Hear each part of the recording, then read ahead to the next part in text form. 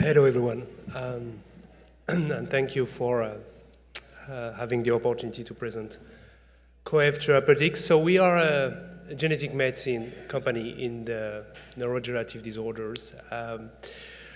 Gene therapies has already delivered the first set of fantastic products to address ultra-rare diseases. We have seen recently approval of products such as the product from PTC Therapeutics for ADC deficiency. But so far, the technology doesn't allow really to translate this fantastic breakthrough to larger populations. And in the field, we all know that we need to improve dramatically the technology in terms of efficiency, biodistribution, safety, and manufacturability. And this is what at Coave we try to do by using a very differentiated technology. We are using a technology inspired from antibody-drug conjugate or other conjugates. It's a transformative approach compared to other approaches where we are changing dramatically the structure of the capsid by basically binding ligands that have been designed according to human biology or certain receptors we want to target in a one-step chemistry to the surface of AAV. So it's the technology really, it doesn't require the modifications of the AAV. We can modify AAV1, AAV2, 5, 8, and 9 so far. We are working now on new generations AAV. The modifications occur on certain amino acid that where we make the binding covalently. And you have to visualize that while the ligands per se are pretty small, 500 Daltons, they are very numerous around the capsid. We have up to 700 ligands covering the capsid. And that is changing dramatically the biology of the AAV. The other very interesting aspect of this technology is it's a post-production modification. So we can really change existing clinical or preclinical candidates without changing the whole upstream CMC manufacturing chain. We don't change the plasmid, USP, and DSME. So it's a very interesting technology for many companies that are interested in making a second generations or better AAV-based product. And we have actually signed our first collaboration this summer with NASDAQ-listed biotech gene therapy. We have generated more than 50 co-AAV, so conjugated AAV so far. We have validated those AAVs across different species, from rodent to non-human primate, and I'm going to share with you some of those data. So the company is really built around three key pillars: the platform, the pathway we are addressing with these new conjugated vectors, which are pretty unique as well, and a very experienced team that has already been able to develop a program up to the clinic. So in terms of how our technology is impacting the biology of AAVs, there's multiple mechanisms in stake. Actually, we are improving the targeting of the docking of the vector thanks to those ligands to the surface. But we have also observed in many studies that we are changing the extracellular, intracellular trafficking. Actually, where we are binding those ligands are specific amino acids involved in the natural trafficking of AAVs. And most of the AAVs, that when they enter in the cells, they are derived to a proteasome and not reaching the nucleus. We have data demonstrating that we have a much better, efficient way to deliver the payload in the nucleus. And finally, one of the very recent data we generated is we have looked at the immune profile of the capsid, and we have observed in the first candidate that we have a reduced immunogenicity, less neutralizing antibody generated after systemic administrations, but also less sensitivity to pre-existing neutralizing antibody. So our strategy is to develop this platform, first CNS and ophthalmology, but it's a versatile platform. We can design ligand to address other tissues, other compartments. But at the time being, we are really focusing on neurology with actually 4 programs ongoing, all in preclinical stage, all with in vivo data. And we want to address starting a rare disease, but also more frequent disease with different route of administrations. And we have been focusing a lot on the local route of administration, which means in neurology, the intraparenchymal and CSF route of administration. But we are looking to extend that technology to IV route of administrations. As we have seen, we have a very favorable profile in terms of immune response.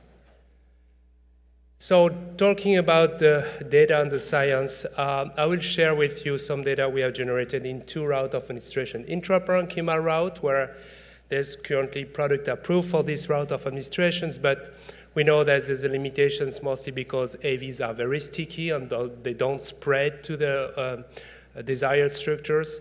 And the second aspect is the ICM CSF route administrations, where now it's well established with AV9, and there's many publications over the last 2 years showing that 99.99% of AV9 injected in the CSF basically goes everywhere but in the brain, or certainly not in the deep structure of the brain. So this is what we're trying to improve with our technology.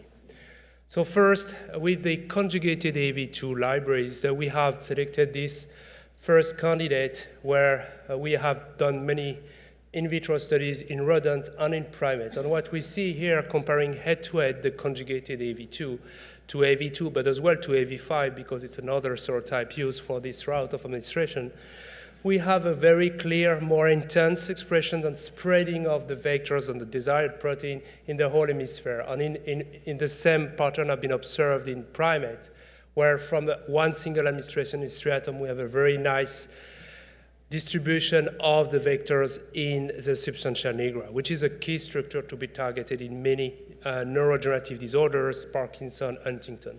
And when we quantify the biodistributions, we have a clear superiority of our vectors comparing to AV2 and AV5. And if you can read those small numbers, this is the dose we injected in the animal, 7.7, 10 to the 10 total VGs. It's an extremely low dose in this setting of experiment. So we have selected this capsid, and I will show you a little bit later. We have now used this capsid for GBA1 Parkinson programs with very compelling data in primate that we just got recently. Regarding conjugated AV9, this is our new libraries. Currently, we are screening more conjugated AV9 on non-human primate for ICM, so it's a CSF route of administrations, but we had this very nice data in rodents. It's a second studies we did with a large number of animals comparing AV9 versus one of the conjugated AV9. They've both been injected at the same time in animals, and we look at the transgene expression on what we see, and it's a logarithmic scale. We have on any structure of the brain clearly a superiority of the conjugated AV9 in terms of expressions of the desired protein, up to 10 times improvement if we look at the striatum level. So again, here the dose used, 3.3, 10 to the 9 total VGs is pretty low. So we are expecting to use one of those capsids for some of our program in our pipeline. So from those conjugated AV, we are happy to work with partners, but we are also developing our own pipeline. And we have decided to focus on autophagy lysosomal pathway neurodegenerative disorders. The reason why is now well established this pathway is critical in clearance of aggregated protein. There's a disease where there's a clear genetically defined impairment of this pathway. This is the case for GBA1 Parkinson, but many other diseases where there's non-genetically defined cause of the disease. So we have a GB1 program, which I will show you more data, for which we have already in vivo data in primate and rodents. But we are developing also a new program called TFEB. TFEB is a master regulator of the autophagy pathway. Actually, TFEB is often decreased in neurodegenerative disorders, and we are collaborating with two groups in Europe, in Italy and in France, that have demonstrated that AV delivery of TFEB at a certain level of expression really decrease the aggregation of, for instance, alpha-synuclein, prevents the loss of dopaminergic neuron, and have a clear impact on the animal behavior. So we have two in vivo data set for idiopathic Parkinson and MSA. So we are now testing different conjugated AVs and construct on those two indications, aiming to actually develop potentially MSA as the first indications and filing an IND in 25. We are also exploring with TFAB other potential indications such as ALS, and that is ongoing. We have a fourth program, ALS FUS. It's a juvenile and very severe form of ALS. This one is a very original transgene because it's a transgene that enables to restart the autoregulation of this protein that aggregate in patients. We have already in vivo data. We are currently replicating these studies and expect to have data early next year. So in terms of how this pipeline will move on in the future, for GBA1, we actually expect to start IND-enabling study next year and file IND in 24. For TFAB, the first indication will be we will file IND in 25.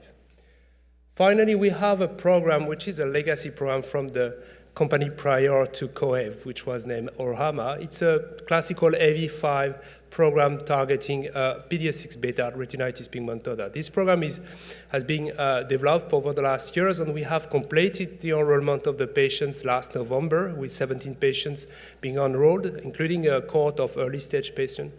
This program will read out actually next year in Q2. We have a partner on this program that enabled to cover most of the cost of the development, but we retain the US right on this product. So a few data about the CTX GBA1 programs, our program for GBA1 Parkinson. This program, we have already generated data on the CBA mice model, which is a Gaucher disease model where we show a clear restoration of the GCase, which is the enzyme encoded by GBA1. But what we have just, and this is really fresh data generated, it's a new study, it's an NHP studies with 14 animals where we have done the comparison of our product to an AV9 GBA1 construct. The reason why is there's a competitor developing such a product. We have replicated the dose that have been used for NHP with this product, which is 10 to the 12 total VGs administered in ICM. And we have tested actually 2 doses for our product, conjugated AV2 GBA1, high dose, low dose, all around 10 to the 11. So the low dose is 1.1, 10 to the 11, and 5.6, 10 to 11 for the highest dose. And in the highest dose, we have selected 2 groups of animals, one with low seropositivity and one with high seropositivity. Just because we have already data showing that we are less sensitive to neutralizing antibody, we wanted to see if this is an impact. So bottom line, we have just read out those data and look at the GCase. So this is the enzyme targeted, the GCase activity. Again, this studies is on wild-type animals, so they have a basal level of GCase. This is a gray, the vehicle. If you look at the AV9 GBA1, in those structure of the brain, it's not really delivering the high level of GCase, and it's not surprising. We see that with AV9 GBA1 at month 1, we have a nice GCase expressions in the spine, in the CSF. But in this disease, the key structures to be delivered are the basal ganglia. So we have delivered our product. In the putamen, so without surprise, we have a very high expression of the GCase and GCase activity. But also, like we have seen for the GFP, we have a very nice expression in the globus pallidus and in the substantia nigra at a very high level, actually, with both low and high dose. And at the high dose, the presence of neutralizing antibody does not really impact the expression of the protein. So this study was really, for us, critical to decide to move ahead, and we're going to move this program to GLP tox next year. And we're going to have additional, actually, preclinical data on different animal models in the near future. So finally, regarding the third pillar of the company, the people, we have a team of very experienced people. Actually, this team have been already able to develop a program from academia to clinic, our ophthalmology program. Thomas has joined us recently. He's a neurologist by training, long experience in the field, and the rest of the team are working on gene therapy for a long time now. And this is pretty much it. So We are currently fundraising for moving our neurology program on platform forwards, and yeah, thank you very much for your attention.